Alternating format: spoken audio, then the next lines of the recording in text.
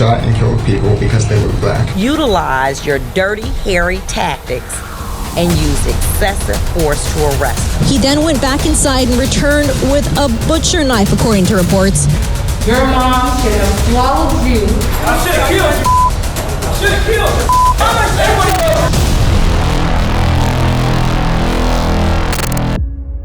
This is William Melendez, a Detroit police officer who faces charges of brutality after a violent encounter with an unarmed black man. Inkster, Michigan, January 28, 2015. What should have been a routine traffic stop for a missed stop sign ended up into a nightmare. Dashcam footage captures the horror. William Melendez approaches the car not with a badge, but with a gun drawn on 57-year-old Floyd Dent.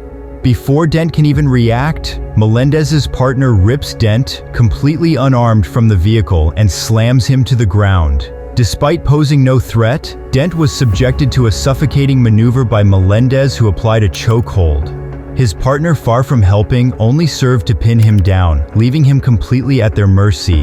Melendez's actions escalated dramatically. He began a rapid series of punches to Dent's head, inflicting a significant number of blows. Despite Dent's apparent lack of resistance, Melendez applied a chokehold until he lost consciousness. Reinforcements arrived and a substantial number of officers proceeded to restrain Dent further. This occurred even while Melendez continued to maintain the chokehold. Dent, who had sustained apparent injuries during the apprehension, was finally restrained and removed from the scene. The officers then proceeded to conduct a search of his vehicle. In-car video footage revealed visible injuries to Dent, including facial swelling and multiple bruises. While initial charges of cocaine possession were filed against Dent, these were subsequently dismissed. The focus of the case shifted to Officer Melendez, who was arrested and charged with both misconduct and assault. During the trial, Dent provided testimony regarding the disturbing events of the traffic stop. The guy with the gun was on the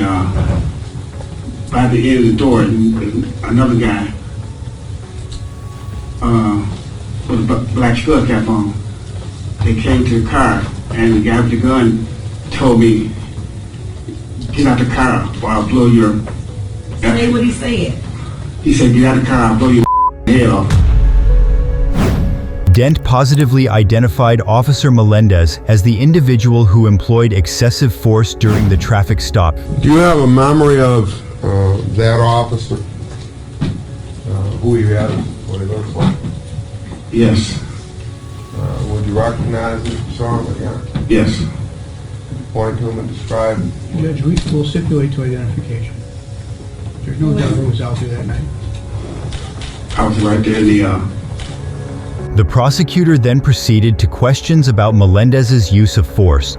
And what happened when you hit the ground? What was he doing to you when you hit the ground? When I hit the ground, he had jumped on me and grabbed me by the throat. And you just go ahead. I'm sorry. And he started choking me. Then he started beating me in the head. When questioned about how the stop affected him afterwards, Dent said he has had trouble thinking clearly ever since. Do you have problems processing? Yes. And did you have problems processing before these events? No. Meaning that I can't remember things. It takes me a while to catch up to think about what someone telling me or asking me. The court ultimately determined that Melendez was guilty of all charges. How does the jury find the defendant, William Gale Melendez, as to count 2, assault with intent to do great bodily harm less than murder, complainant Floyd Dent? Guilty. As to count 3, misconduct in office? Guilty. When delivering his statement at sentencing, Melendez expressed remorse to Dent and his family. To Mr. Dent and his family, I am truly sorry if this has caused undue hardships in your personal life. And if you have any animosity towards law enforcement. That was not my intention. The court disregarded Melendez's apology, noting that his behavior amounted to misconduct in his official capacity as a law enforcement officer. Utilize your dirty, hairy tactics and use excessive force to arrest him. You betrayed your city. You caused your lovely wife heartache. And you caused Mr. Dent severe anguish. Following the trial, the officer was sentenced to a term of imprisonment between 13 months and 10 years for the assault committed against Floyd Dent. I'm going to commit you to the Michigan Department of Corrections as to count 1 for no less than 13 months, no more than 10 years. While Melendez's actions were clearly unjustified and unacceptable, they definitely do not match the disturbing deeds of our next defendant.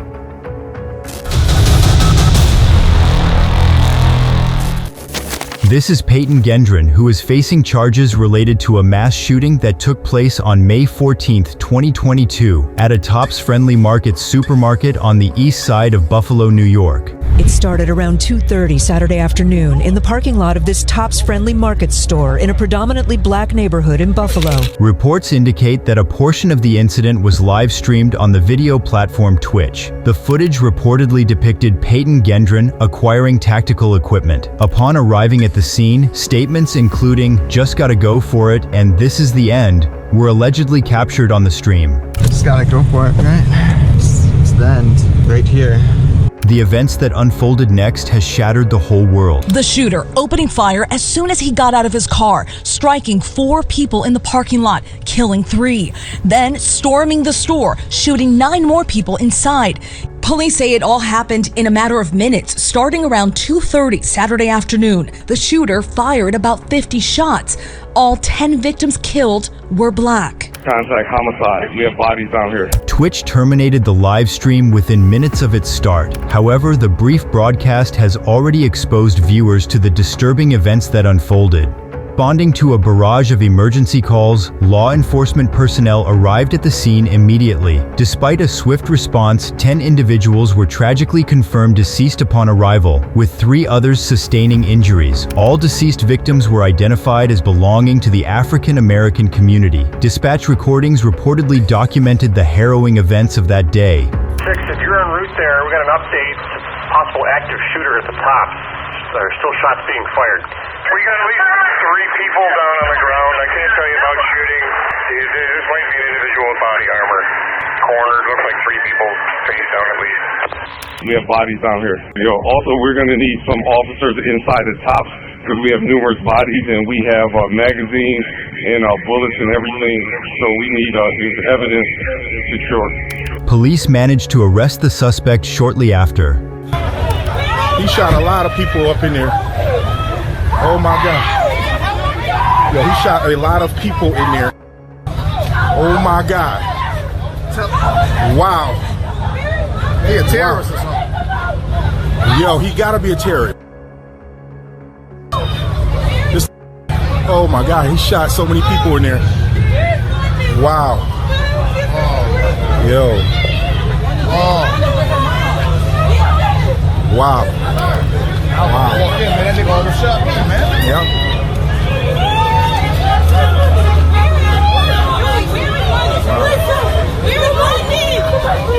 According to authorities, the suspect attempted to kill himself upon arrest. Officers intervened and Gendin was talked out of it. Way back towards the front of the store, Buffalo police immediately respond, engage the suspect in the vestibule of the store, and at that point the suspect put the gun to his own neck. Buffalo police personnel, 2 patrol officers, talked the suspect into dropping the gun. He dropped the gun, took off some of his tactical gear, surrendered at that point. The incident was also classified as a potential act of terrorism by authorities. See that sense of security shattered by an individual, a white supremacist who has engaged in an act of terrorism and will be prosecuted as such. During the trial, prosecutors presented arguments suggesting Gendin's actions were motivated by a desire to incite racial violence. On May 14th of 2022, this defendant displayed a callous disregard for human life. He drove over 200 miles out of his way with one mission, with one goal, to kill as many black people as possible. During that 3-hour drive, he could have turned around, but he wouldn't be deterred. He was steadfast to accomplish his goal of killing as many black people as possible and starting a race war. Investigators revealed that he intentionally targeted the supermarket, which was located in a predominantly black neighborhood. Prior to the incident, Gendin reportedly conducted research of the area, including sketches. Additionally, authorities discovered a 180-page document online attributed to Gendin, posted 2 days before the event. This document allegedly outlined his motivations and expressed support for white supremacist ideology. The firearm used in the attack was reportedly marked with racist symbols and references to past perpetrators that committed similar acts. Payton Gendin ultimately entered a guilty plea to all charges, including murder, domestic terrorism, and hate crimes. During the sentencing phase, family members of the victims delivered emotional statements in court directly addressing the individual responsible for the tragedy. You will be shut away from the world. You will not enjoy family events. You will not enjoy outings with friends. You will be nameless and faceless, and we feel sorry for you. We pity you even. Your life was meaningless before May 14th, 2022, and you woke up every day feeling small. And trust me and believe, these dudes can't stop me, really. I'm the littlest thing in here and very agile, but I don't want to hurt you. The emotional weight of the tragedy became evident when a family member of a victim attempted to attack Gendin. You don't like black people, man. You don't know a damn thing about black people. We're human. We like our kids to go to good schools. We love our kids. We never go in no neighborhood and take people out. Don't do it. The man was promptly escorted out to maintain order in the proceedings.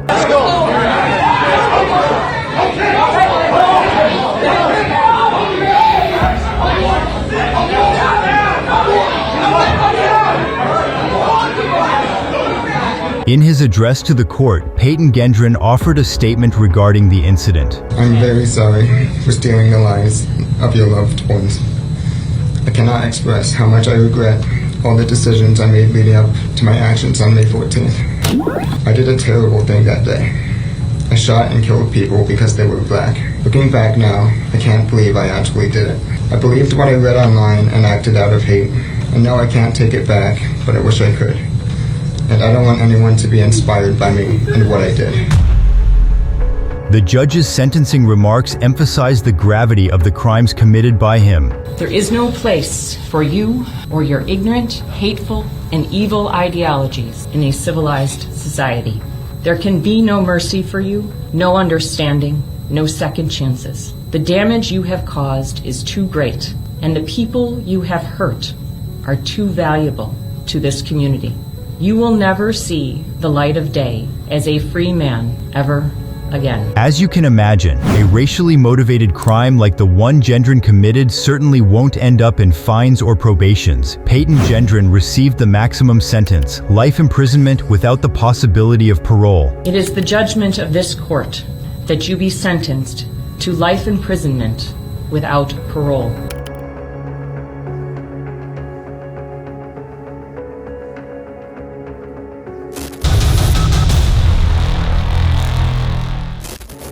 Our next defendant is facing hate crime charges in Oregon for threatening a kid with racial insults. According to authorities, the 60-year-old Michael Amatullo allegedly subjected a 7-year-old African-American child residing in their apartment complex to racial abuse. When the child's 14-year-old brother intervened to protect him, Amatullo allegedly directed similar racial abuse towards him as well. The boy's 14-year-old brother came out to defend him, at which point Amatullo allegedly threatened to beat them. The situation took a terrifying turn when Amatullo reportedly entered his kitchen and returned with a butcher knife. He is accused to have then threatened the children with the weapon. He then went back inside and returned with a butcher knife, according to reports. Police say Amatullo pointed the knife at the boys from about 6 or 7 feet away.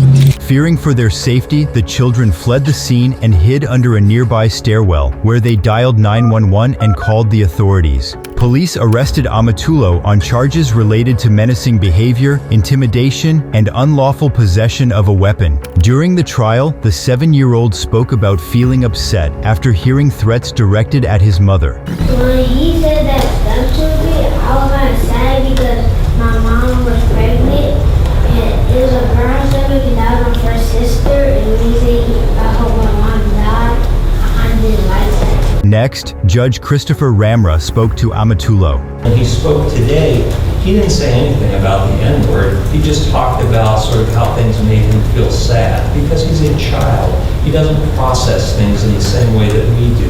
That sort of leads to the credibility of what he had to say.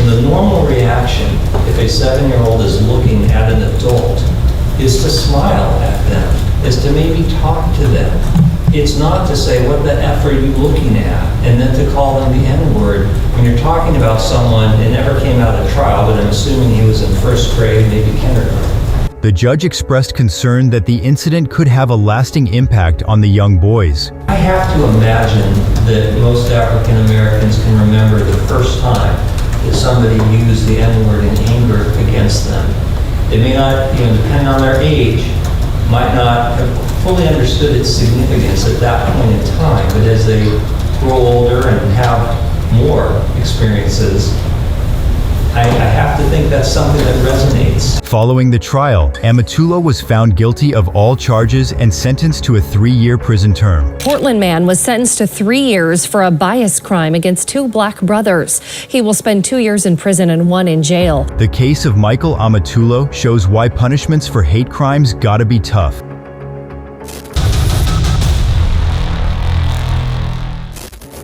Stay tuned, cause up in Oregon, another case involving racial hatred is happening in court right now. This time, murder is on the table.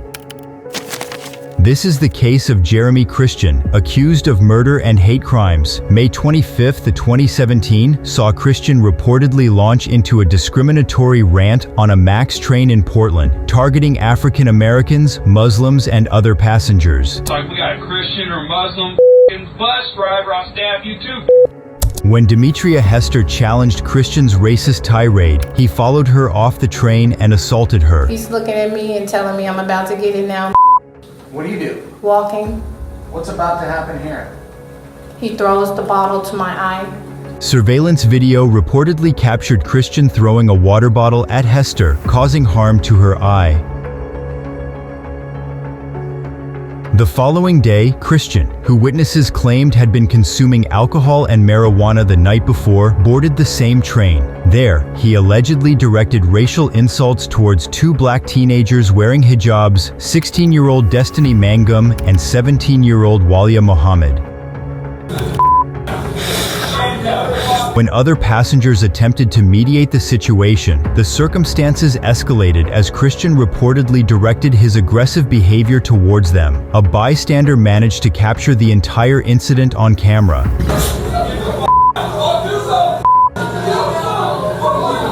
Things started to get frightful as Christian got involved in a physical altercation with 3 passengers.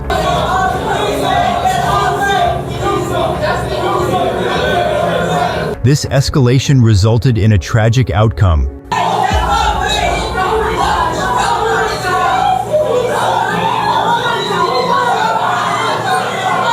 Christian had fatally stabbed 53-year-old Ricky Best, an Army veteran, and 23-year-old Namki Meki, a college student. Additionally, 21-year-old Micah Fletcher sustained serious injuries but later survived. Following the incident, Christian reportedly fled the train while brandishing a knife stained with blood. Police arrived shortly thereafter and apprehended Christian. Reports indicate he made disruptive statements upon arrest.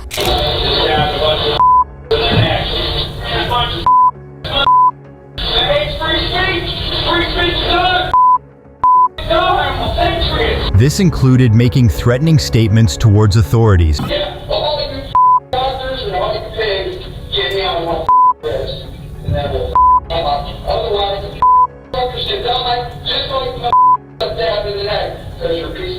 Police finally slapped a mask on Christian and hauled him off to prison. You better deal with it. I could die in prison and half the man she's gonna give me back. Christian was charged with murder, attempted murder, and hate crime assault. During the trial, a tearful Walia Muhammad recounted her harrowing experience at the hands of the defendant. I just said, kill yourself. He was saying, Muslims.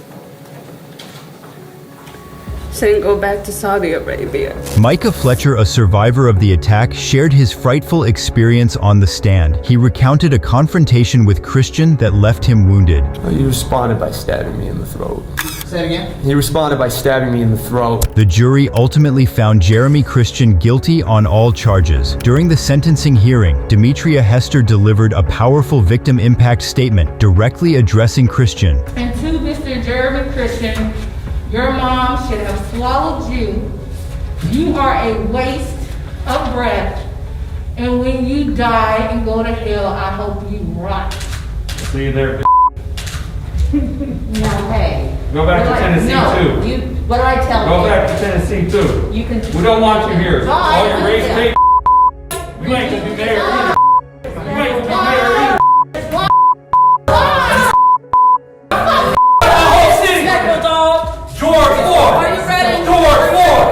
As security personnel escorted Christian from the courtroom, he made further threats towards the victim. I should have killed you. I should have killed you. Everybody knows you're alive. Everybody knows you're alive. The court ultimately imposed the harshest possible sentence upon Jeremy Christian, 2 consecutive life terms without the possibility of parole.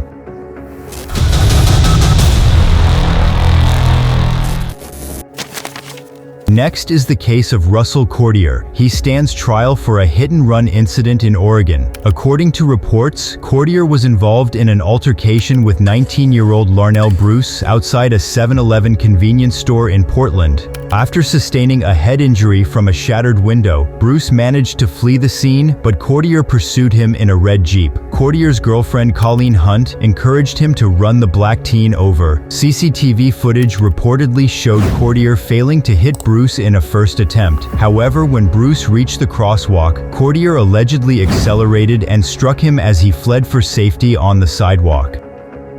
Larnell Bruce sustained critical injuries in the incident and tragically passed away in the hospital a few days later. Both Cordier and his girlfriend Colleen Hunt faced murder charges. However, Hunt reached a plea agreement for a lesser charge of manslaughter, receiving a 10-year prison sentence. Prosecutors in the ongoing trial against Cordier claimed the attack was racially motivated due to his past affiliation with the white supremacist group European Kindred.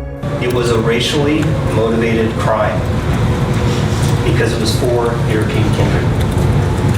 It was a racially motivated murder. He noted that this was a cold-blooded murder. When he chased Mr. Bruce with that red Jeep, he had one intent, and that was to kill Mr. Bruce. The jury reached a verdict convicting Cordier of hit-and-run driving and murder. We, the jury, find the defendant as outright murder guilty. In a heart-wrenching moment, Bruce's father directly addressed the man who took his son's life. You didn't just ruin my life, but you ruined your own. You have a son, and now he has to live the rest of his life without his father. And hopefully he doesn't make and think the same way that you do. This world isn't his. It doesn't belong to any of us.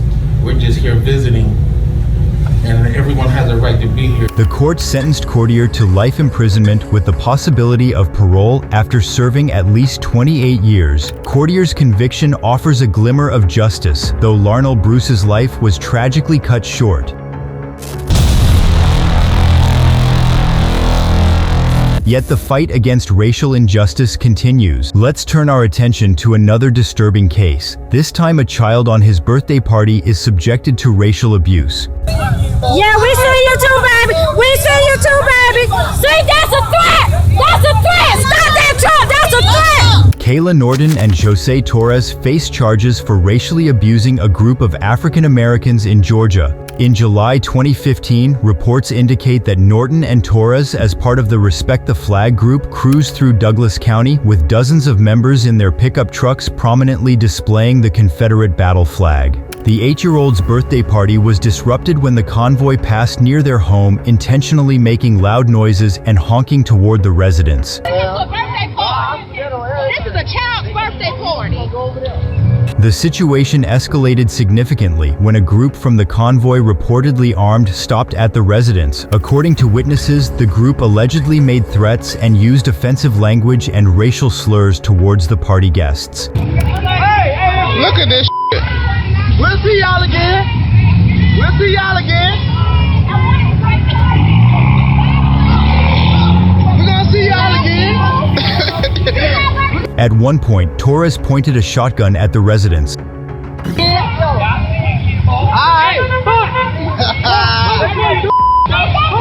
That's what gonna do. That's what gonna do. He the one had to go. He the one had to go. That is a threat. A 911 call was made by a member of the terrorized family. We were having a party, and these white guys pulled out with rebel flags and stuff, holding shotguns on us and stuff. Please send 911. They got knives and guns. They got knives and guns. Yes. Yes. With her voice trembling, the woman urged the operator to send immediate assistance. What's your name, honey? Please send somebody. Please send somebody before somebody gets shot. Okay. What's your cell phone number? No, you gotta send somebody now before somebody gets shot. Officers arrived at the scene and took immediate action to secure the area, prompting the group to disperse. I got it. Oh, yeah. You too. Bye. Have a good day. Bye. Have a good day. Bye. Have a good day. Bye. The police seems did not bother them. Bye. Have a good day. Yeah, we see you too, baby. We see you too, baby. See, that's a threat. That's a threat. Stop that truck. That's a threat. That's a threat. Stop that truck. That's a threat. That's a threat. No, that's a threat. You stop that truck. That's a threat. Following an investigation, Kayla, Nordon, and Jose Torres were arrested. A jury convicted them of making terroristic threats and violating Georgia's Street Gang Terrorism and Prevention Act. Torres faced an additional charge of aggravated assault. During sentencing, Nordon expressed remorse for their actions and offered apologies to the family. I do accept responsibility for what I've done. I know I was in the wrong. But I want you all to know that that is not me. That is not me. That's not him. I would never walk up to you and say those words to you. And I'm so sorry that happened to you. To everyone's astonishment, the victim directly addressed the perpetrators and extended forgiveness. I forgive you. I forgive all of you. I'm not a big spirit person. I do. I forgive you. The judge sentenced Nordon to 6 years in prison with 9 years of probation. Torres received a more severe sentence of 13 years in prison and 7 years of probation. In addition, both Nordon and Torres were banned from ever returning to Douglas County. Next, we have the case of Benton Byer. His actions in Cold Spring, Minnesota stand as a stark example of hate crimes targeting interracial couples. Reports indicate that Byer drove a stolen SUV into the home of Andrea and Philippe Robinson. According to police, Byer had placed a large granite slab on the gas pedal to ensure the vehicle crashed into the Robinsons' residence. The entire incident was caught on a Ring camera.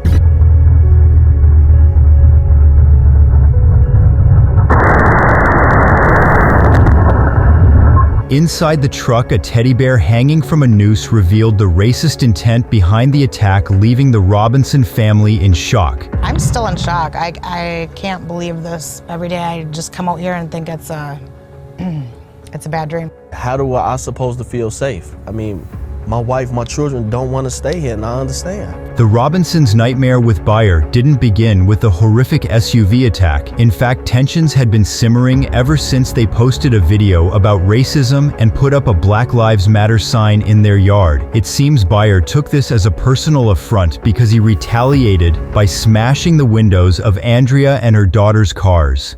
How to tell the world don't want my kids going through it. Wake up to car windows busted out. And here we go again. Our windows are broken again.